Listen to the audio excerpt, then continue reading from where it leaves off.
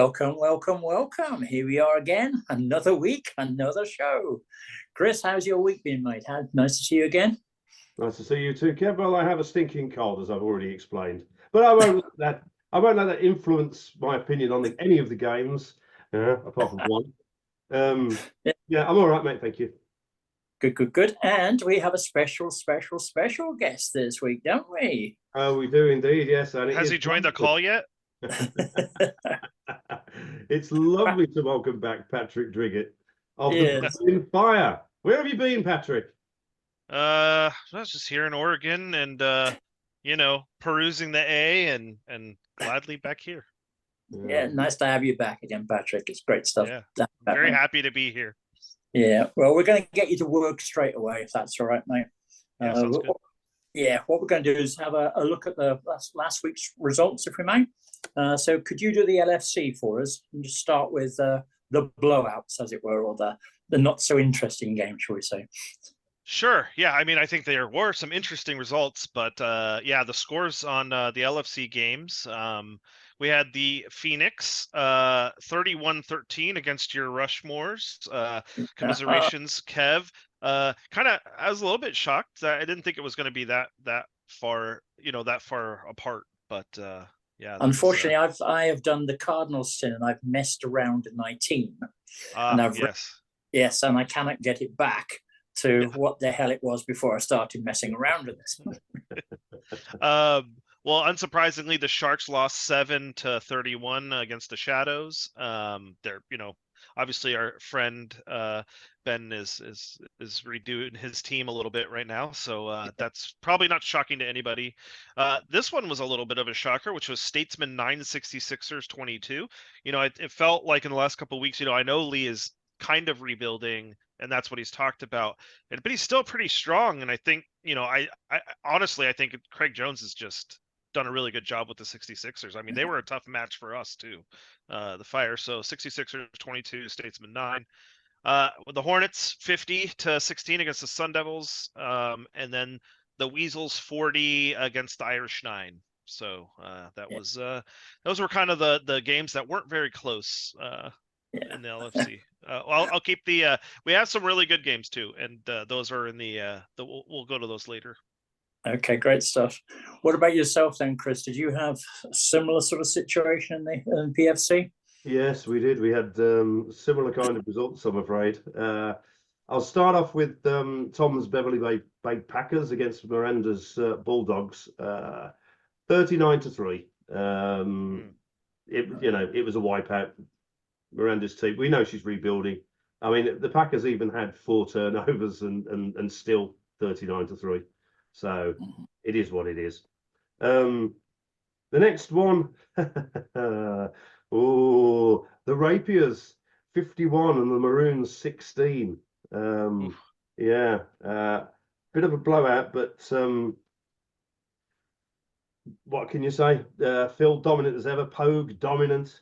Galloway was immense. 6 touchdowns. Yeah. I mean, it's.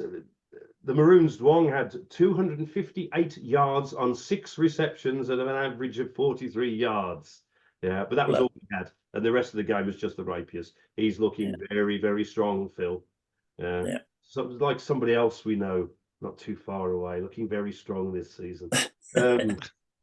Next game, Eagles and the Huskies. Now, that was 33-16 to the Eagles. Now, okay, the score... It's a loss, but it's not a bad loss. Playing the Eagles, very, very good team, and Don is starting to do things right. We know that now. I'd be quite happy losing to the Eagles 33-16. So good result for Don, really. Although he loses, it still shows that he's making progress. Seattle against the Bombers. Need I talk about it? We already. I mean, I don't know whether Eben or Eben is coaching. I don't. Does anybody know? Is he still in charge of the team? I don't know. But it didn't matter. 43-0, 435 yards rushing. With Gibbon and Kirby both going over 200 yards at a 7.3 yard average. So I Yeah. mean, that was it. That was all there was in the game. That was the whole game. Yeah. Moving on from that one, Washington Stormers against the Warriors, 38-3. Ambrose got a bit of a kicking. The Stormers, 300 yards passing, and the running back Pritchard had 250 yards rushing. Now, this is a different Washington Stormers to the one we've seen in the last few seasons. Yeah. It is. He's doing very nicely, thank you. Yeah. Going to be interesting to see how that progresses. Yeah. Um, Yeah. It's pretty. completely different to how he was a few seasons ago. Yeah. Mark's been working on it, hasn't he? Mm. So yeah. So yes, those were my ones which were not as close as the others, apart from one. Okay. Thanks a lot, Chris. Okay, so back to you then, Patrick. So before we go on, though, Patrick, let's find out all the nitty gritty. Okay, you're now back in the fold, as it were, having left us, abandoned us, deserted us. So how are you enjoying being back then, Patrick? Oh gosh, I mean, it's funny. Is it absence makes the heart grow fonder? You know, it's there's nothing more apparent than when you go somewhere else and it's like, oh no, it felt very wrong. You know, I think there were some very nice people over there, but it's just they play the game differently than we do. Mhm. And you know, for those of us who play board games or war games or even computer games, you know, you can have one community that plays a game away, Yeah. and then that same game is played very differently, and that's no different in Gridiron. And I think we're much more collaborative here and welcoming, and even, you know, we share.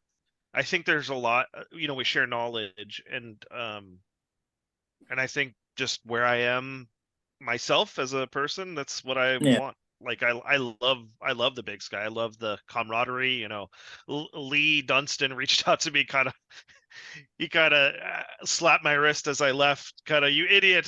He didn't say those words exactly, and I was like, gosh, this guy must, like, I'm like, I love that guy, but you know, like, I don't know what he's talking. And now I'm like, gosh, Lee was right. You know, I was an idiot. And I'm really thankful to Rich, the Riches, for, I did ask when I saw the fire were abandoned. I reached out, but it was after the turn, you know, the season turn, and you know, they said, hey, you know, that's a little bit difficult here, you know, to do that. But they made it happen. And I'm very thankful to them, because I know how much time it takes them to do some of these extra things. And I'm just glad that I got to come back, and it's really been amazing. I think the Big Sky's even better than when I left, and that's what a cool thing to see, you know. Yeah, I think the thing is with all sorts of leagues, I mean, obviously it's probably more competitive with the Atlantic, and therefore the sharing of knowledge probably isn't there. They've already done it. Let's put it that way. They've now reached that pinnacle, as it were. So I think every league has a slightly different flavour, which I think is what makes Gridiron so good. Is that there's a spot for everybody, if you know what I mean. But I wish I could say it was nice to have you back, Patrick. But if you keep bloody winning like you are doing, I think we'll have to kick you out again, mate. Look, I lost this week. So it's okay. Like, it's not. Well, that's probably a good place to start, actually. Why don't you tell us about that one? Yeah. So, all right. Here's the thing. So I don't usually review my own games, but as a guest of the show, I've been asked to talk about it. So here we go. You know, the fire we struck first, we had a really long drive, went up 7, exactly how I want my offense to run. Next drive, another touchdown. It's 14-0. Just before the half, we fire again. Touchdown, 21-0. That's it. Game's over. If only, right? Sorry, I was daydreaming a bit, because that was not the end of the game, as most people probably know.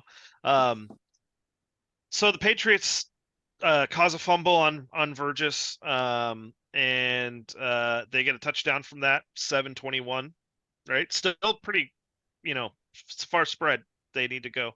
But then they intercept the Fire, kick a field goal with that. It's 10-21. Very next possession, the Patriots get another turnover from a fumble. Immediately capitalize, score a touchdown. Now it's 16-21. And it was about there that I think my posture changed and I sighed, because, well, I I've been through this before. I think we all have those kinds of games, and this one will be a memorable one for me because then I was just very stressed out watching the rest. So Verge just finally remembered to tie his shoes and got a long drive and a field goal out of that. So it's 16-24. That was not enough to give me any hope, however, because I felt like the momentum was swinging their way. And then in the beginning of the fourth, the Patriots got another touchdown. Now it's 22-24. But they did fail a 2-point conversion. So I'm like, okay, well, great. It's not tied at least. Have a chance. 51 minutes, we start a new possession and we get a touchdown. So now it's 31 us, 22 Patriots, and felt like we were starting to run again, with whatever mess was happening. But we really didn't. I think the team didn't want to win. So the Patriots intercepted another pass, drove down, got a touchdown. 39. It's 29-31, and there's 4 minutes and 50 seconds left. And another interception by the Patriots, and fire defense stopped them. We said, no, not enough of that. Please stop taking the ball away. And then it happens again, and they get a field goal, and now they're up 32-31. But we weren't done. We put together a really beautiful drive, and 28-yard line. We go for the field goal. It's a 45-yard field goal as time expires, and we miss. Like, he has levels. He has a really good center that I gave him this year with the 20 tech. Like, why are you missing? And he misses. For the that lost us the game there. I mean, the whole half lost us the game, but we grabbed defeat from the jaws of victory. And so, yeah. Yeah, I mean, Steve came back in the second half. What was it, 32 points or something stupid like 32 that? points, yeah. And my defense is not bad. But when you get turnovers in good field position, that's what happens, right? It doesn't matter if you're a good defense if you concede the yardage off the turn. That's why turnovers are so deadly, right? Because you're giving that other team the ball and another opportunity, and that just, I gave them too many opportunities. And I think, I think. Say that again, Kev. Sorry.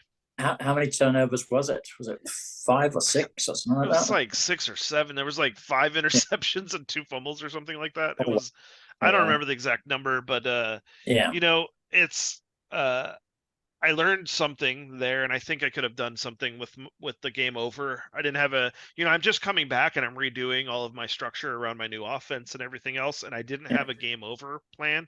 And I think if I would have done something more conservative and removed my deep zone, I wouldn't have opened myself up to that scrutiny, but it happened. So lesson learned. And good on Steve, right? He had a good game plan, stuck with it, and they win. So Patriots win that ball game. Steve's 3-0 this season, so he's no mug by any stretch of the imagination. Yeah. I was scared of that game. To be fair, I'm scared of every game, but that one did look difficult. So so were there any other close games in the old PFC, mate? Yeah, there were 2 more that were pretty good, actually. So we had the Massive at Rhinos. Both teams came to play. In the first quarter, neither team wanted to give up any ground. And then at 50 seconds left with the quarter, the Massive were on their own 17, did an option pass that was read well by Dallas. Dallas creates a turnover, and that leads to 7 on the board for the Rhinos. So they kind of start the scoring.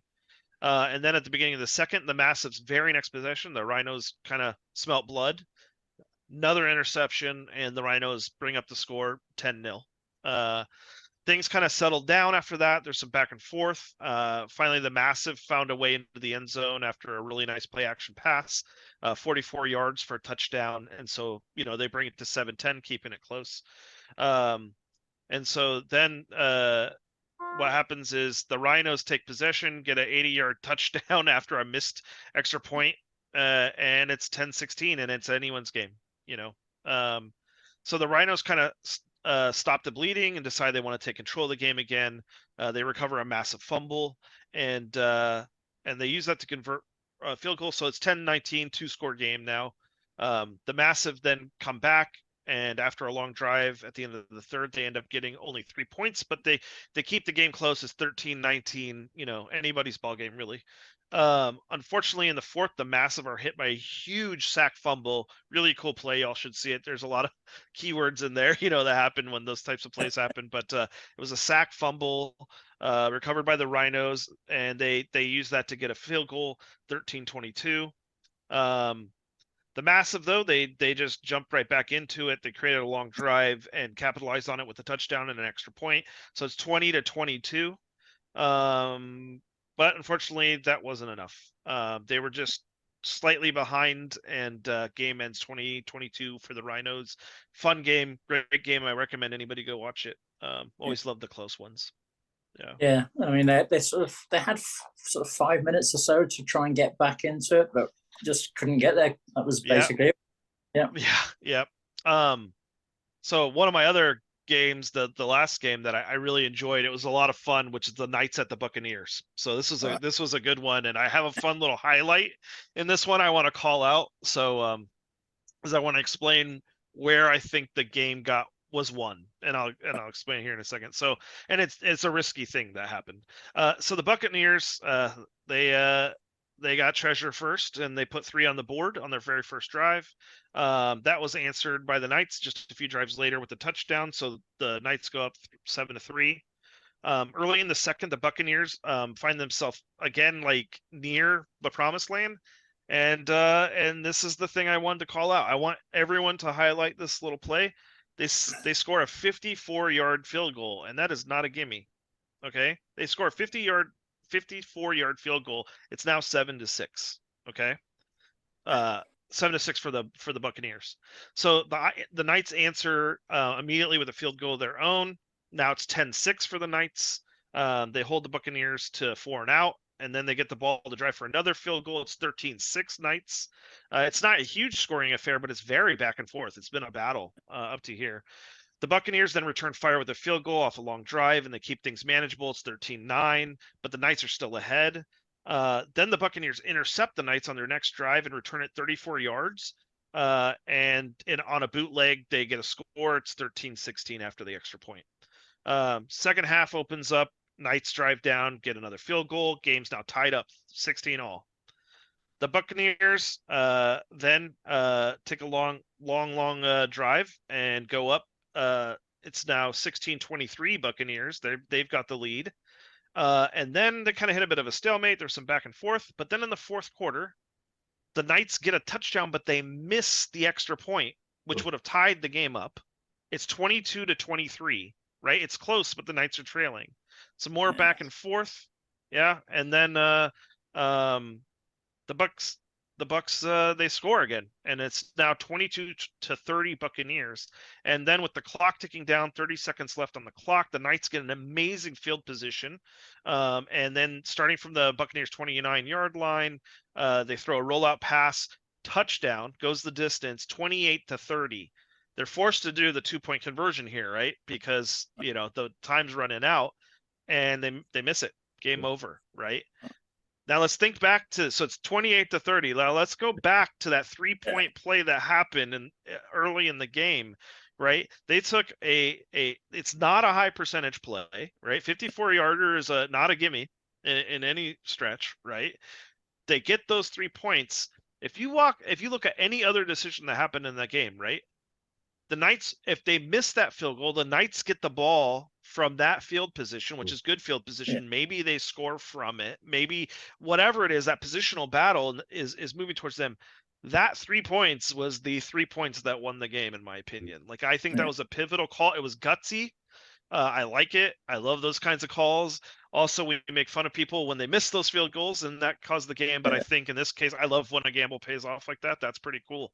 To me, it was such a pivotal moment to like. I like when you can kind of point to a play and go, well, that when you look back at everything, that was the one that won them the game. I think that's pretty cool. So. The other one that was instrumental in that, I thought, when I read it, was basically the Knights missing the extra point, which then forced them to go for the 2, as opposed to kick an extra point to take it into overtime, and you've got a whole different ball game there. It just shows the different nuances you can get in a game. Yeah. Yeah, those moments are fun. Yeah, it's you know, and it's never down to just one play. I like how an Yeah. early decision kind of Yeah. helped decide something. But you're right, you know, there were a lot of opportunities to get other points on the board and they didn't. And Yeah. you know, I have to that's confess, when I usually make a decision like that, I end up with egg on my face. yeah, yeah. I mean, that's the thing, right? You got to play the numbers, and sometimes you lose. Yeah. So sometimes you win though, and that's Uh, why people do it. yeah. Yeah, some great games. Very exciting. Excellent stuff. Thanks a lot, Patrick. Thank Yeah. you. So, Chris, what about the PFC? What did you have over there? And the more interesting game, shall we say? Well, I'd just like to point out before I carry on with this, that I get nervous over a 34-yard field goal, and I wouldn't consider a 54-yard field goal under any circumstances. Fair play to him. Yeah. I know the outcome of my 54-yard field goal. Yeah, and it would have been good. Right, okay, back to my games. Right, a low-scoring battle between the Rough Riders and the Central Coast Surfers.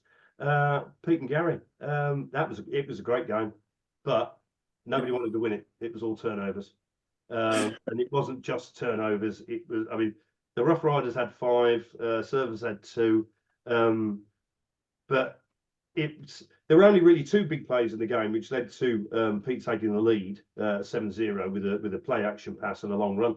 And I think it was 80 yards in 2 plays to take the lead.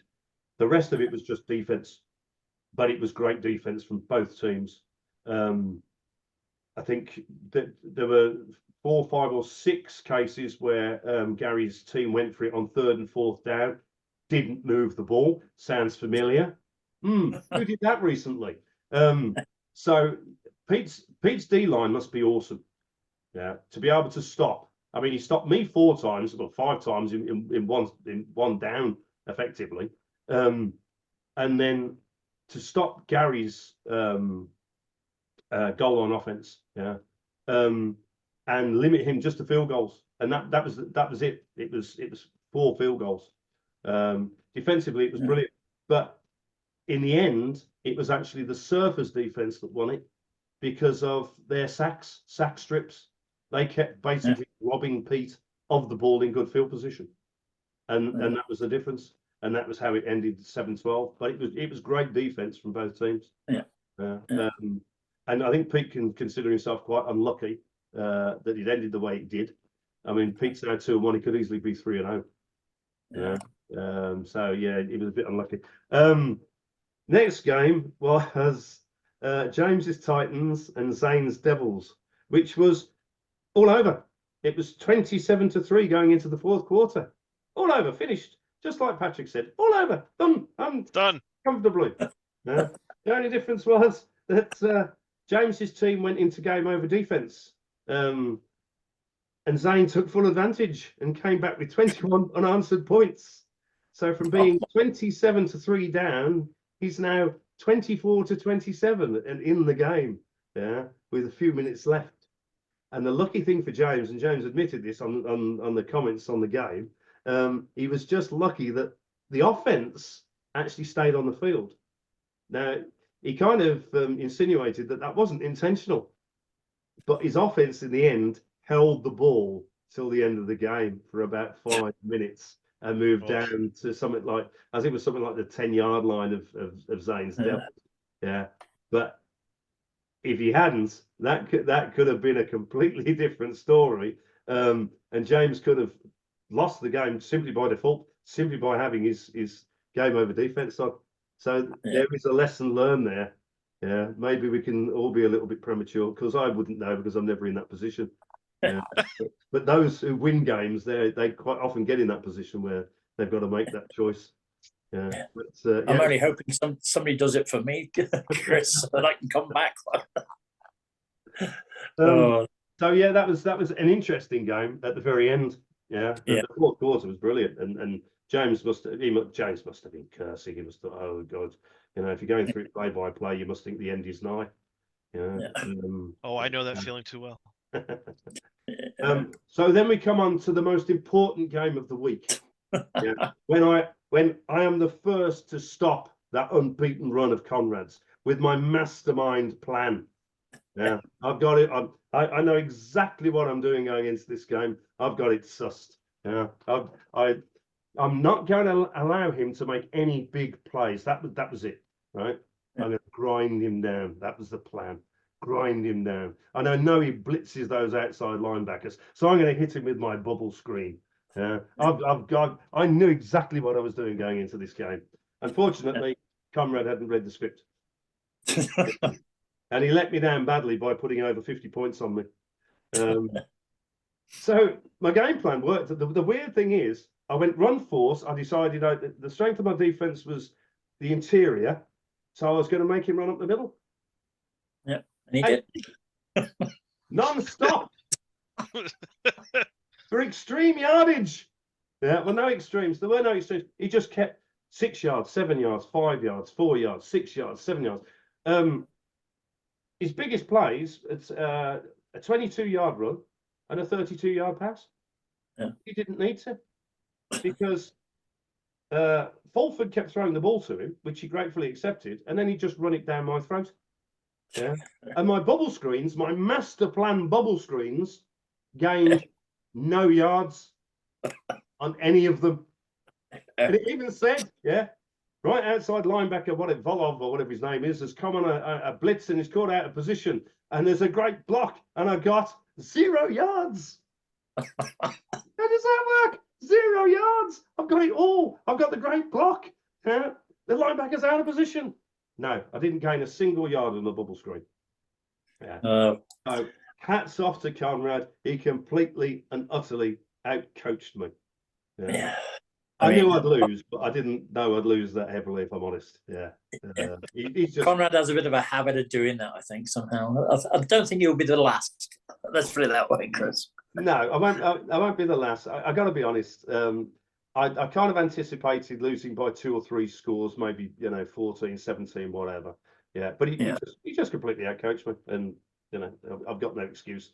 Well, you did at least have the decency to rough up some of his players. I noticed. Emu is now injured, and Day's injured, and Bones is injured.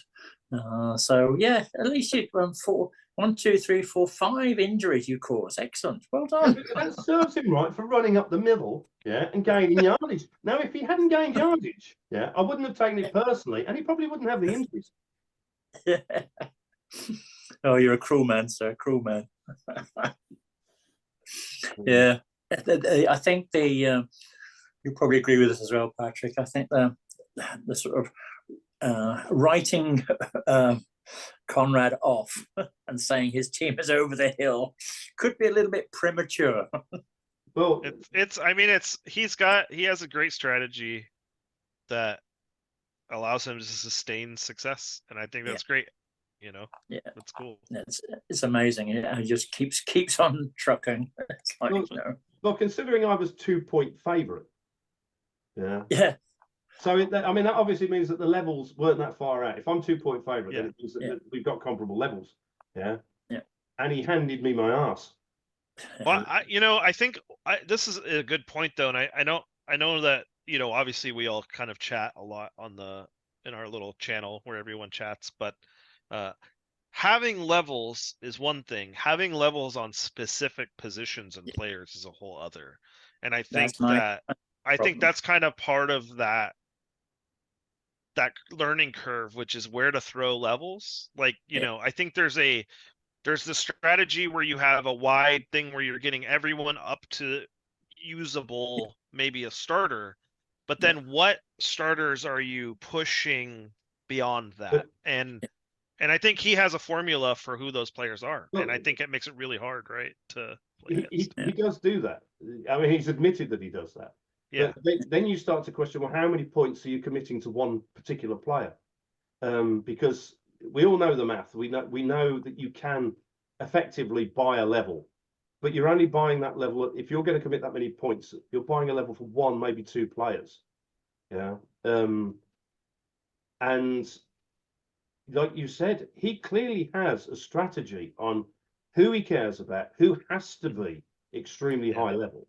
Because I've been going with 10 and 12 points per player over the last few weeks and getting nowhere.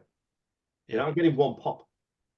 Yeah. Well, I may as well have just selected a single player on offense and defense and committed all the points to them.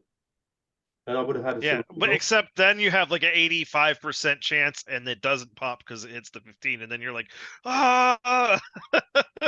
Yeah. Yeah, But the age-old question of how you It's spread. never guaranteed. It's never No. guaranteed. no. I mean, just Yeah. I mean, I spread 5 across every player, and I got 6 pops this week. You know, Yeah. I did the And same And that's a good last. feeling. I mean, when you're building your team, I think that's a very valid, and they train easier, right? It's Yeah. but when you get those high level players like Vergis, you know, he's at like 1.5, Yeah. less than 1.5% per pop. You know, when you have a rookie, you Yeah. know, who isn't yet, 10 or higher, you know, they could have 3.5%. You know, that the CPs just go further Yeah. when you coach those players. So, you know, I Yeah. think I did that for a long time too, where I was training up those guys into potential starters. But when you start seeing the levels, the Yeah. bowl winners and the bowl, contenders, they're not, they're DEs, they're DTs, they're middle linebackers, they're quarterbacks, they're running backs, they're wide receivers. Those guys are in the high teens and 20s, right? And if you think about it, when you're that high, aging doesn't really matter, right? Because if you can kind of sustain and hope and hold, and I think that, yeah, but that's a strategy you have to develop over seasons. And I know the Fire aren't there yet. We're not going to contend for a bowl this year. But I don't think. Conrad actually said that he does that at the start of the season. He looks at aging and particular players. He will say, "Well, he's lost 2-3 levels. I have to get those levels back." Yeah, and he will commit whatever points it takes to get those levels back on those particular players. Yeah. And in the meantime, we're looking at our squad. But he's not. He's looking at his stars. Yeah. And then he trades with us and takes, level 10s and 12s to fill out his squad by trading them,